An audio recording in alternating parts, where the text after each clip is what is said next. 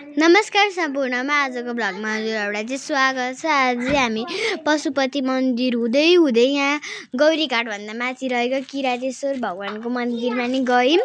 अनि हामीले चाहिँ भिडियो नि बनाएका छौँ, अन्तिममा देख्न सक्नुहुन्छ फोटोहरू। अनि त्यतिखेर चाहिँ हामीले अलिकति भोक लाग्छ, अब हामी त होटलतिर आएका छौँ, भाइलाई गाह्रो हुन्छ भनेर लिटो पनि लगेका थियौँ क्या भाइलाई टिफिनमा हालेर। अनि हामीले त्यहाँभित्र फोटो खिच्न कृपया फोटो नखिचिदिनु भनेको उस देख्यौँ। अनि यसरी मैले भिडियो बनाइनँ। अनि हामी चाहिँ छिटो आएको थियौँ। अनि भाइलाई चाहिँ यस्तो काँधमा बोकेर बाबाले मम्मी झोला बोकेर आइराख्नु भएको थियो नि त। अनि एकछिन पर्ख्यौँ हामीले। अनि मैले फोटोहरू अन्तिममा हालेको छु।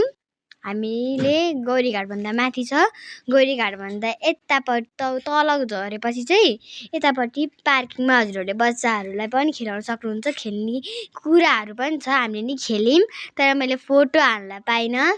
अनि हामीले यहाँ पशुपतिमा भिडियो पनि बनायौँ। अनि यहाँ हामी टिका पनि लायौँ।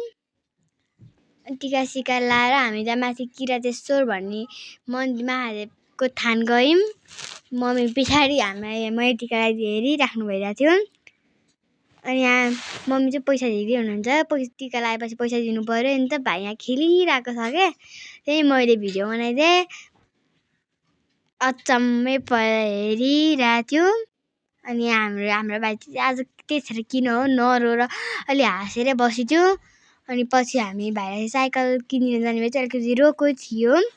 अनि यही हो हाम्रो फोटो भिडियोहरू, राम्रो हेर्न सक्नुहुन्छ। हामीले चाहिँ अनि बाँकी भिडियो नहेर्कन सिधै ग्रुप हालिदिन्छौँ। By by.